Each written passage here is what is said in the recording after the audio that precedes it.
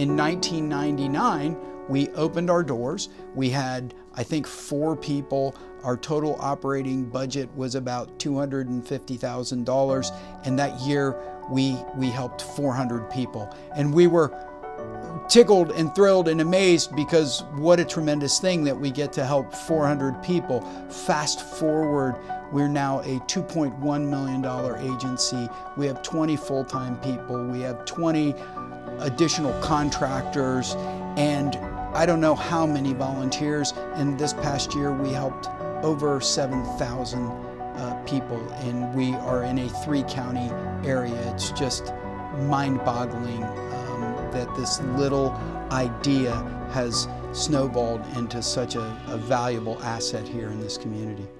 My daughter, unfortunately, was a victim of a sexual assault. They provided services right from the get-go at the Rape Crisis Center. They actually provide us legal information over the phone prior to that with regard to filing the police report. She received counseling services. They were there in the courtroom with us. They kept in touch with us, making sure we knew of our court appearances. They were very, very helpful. I would say, I think again for me this line of work is so important because I myself am a survivor of childhood trauma.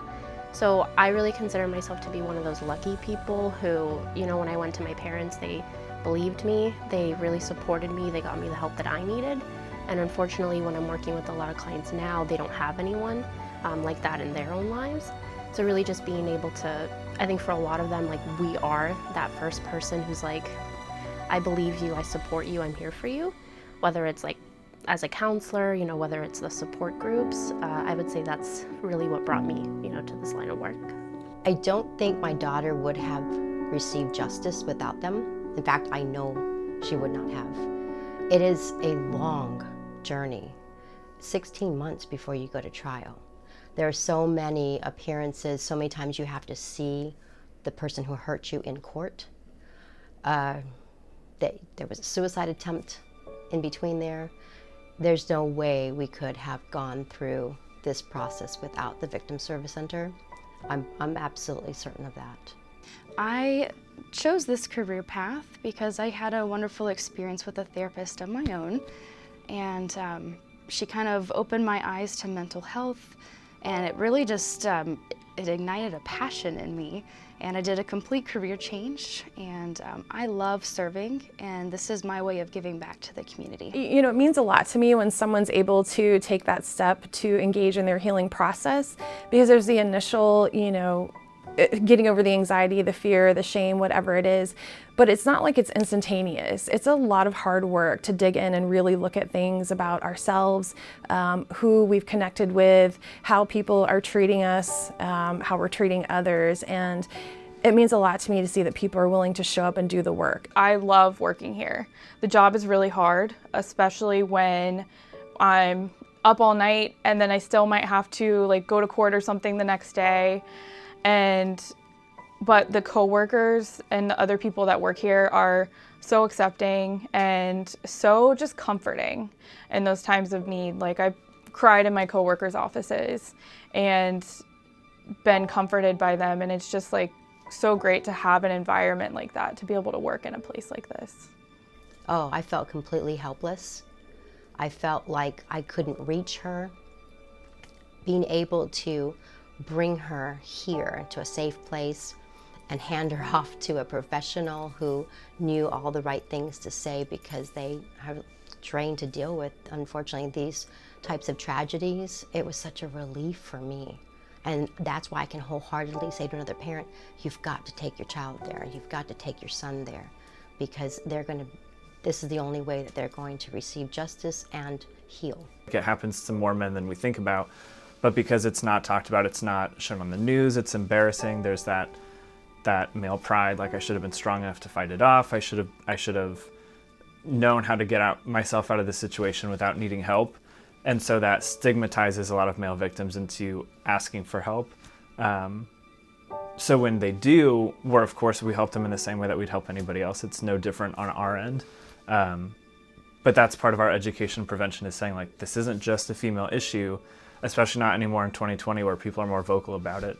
So knowing that we can do just as much work to reach those men and say, like, we know it's embarrassing. It's embarrassing for women too. It always is embarrassing. But the help is still there, and there's no judgment here. We have a very diverse agency. Not quite half of our staff are bilingual English, Spanish. We have folks that self-identify in the LGBT community, and our numbers don't lie. I think last quarter, 12% of our clients identified as LGBT. I feel honored to be able to go with these people through these experiences. I like being LGBTQ myself and knowing what it feels like to have to come out in different circles all the time and explain things that people don't always understand. I know how hard it can be. So being able to just kind of go with my clients through that journey is always a very honoring experience for me. I decided to go this path because I grew up in Puerto Rico and there's a high crime rate. It's so high that it actually impacted my mother closely as a domestic violence survivor. And then I understood that there's a lack of resources and people with a passion and conviction to create change in society. So I took it upon me to study, become a professional, and merge my personal experiences with my professional experience to create a better society. It's a satisfaction. It's part of me, since I am a retired military, it's part of me giving back to the community and helping individuals with their journey when they become a victim of a crime. Because it can be very traumatic for anybody. It doesn't even matter which type of crime it is, it can be traumatic regardless. Unfortunately, other friends have had their kids become victims of crime, just 2 of them recently. And the first thing I said, they've got to get a hold of the Victim Service Center. They'll help you with the paperwork for the Victims Compensation Fund. That's another thing you have to navigate through. And most importantly, your daughter is going to wake up one day, this isn't going to go away. She's got to get in there as soon as possible.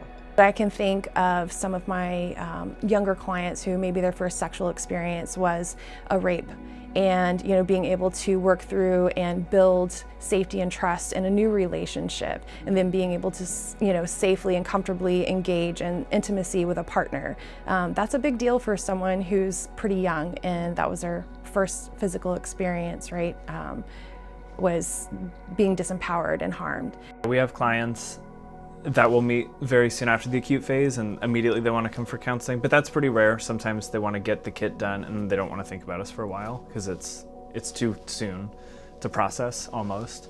And then a handful of our clients, I would say almost half, are adults who are victimized as children, and now it's 20 years later, 30 years later, they're having kids of their own and they're like, I'm realizing now I don't want this to affect how I parent, or I've seen that this has ruined a lot of my relationships or how I trust people. And sometimes it takes 20, 30 years to say, like, I see what this did to me and now I need to go to somewhere that will provide me that help that I need to take that next step in healing. I'm one of those people that has to be driven by a sense of purpose and mission, and the work has to have meaning. And in this role, everything we do has meaning, and the harder we work, the more people we're able to help, and that is so satisfying and gratifying for me. It's what keeps me doing what I do and getting up every day, and also being surrounded by such an amazing group of people who could be doing anything else in the world, but they choose to come here, and together it is super powerful, and our ability to help people is really incredible. They're always there for you. That's one thing you can count on. You can call that number and a person answers that phone. The second thing is you're going to be believed and supported, and for a victim, that's gold. And the third thing, the people that work here have their heart and soul in what they do. They're so sincere. It takes a very special person to do the work they do. I hope no one ever experiences what my daughter went through. However, there are no guarantees. Knowing that they have the Victim Service Center is life-changing and life-saving in my daughter's situation.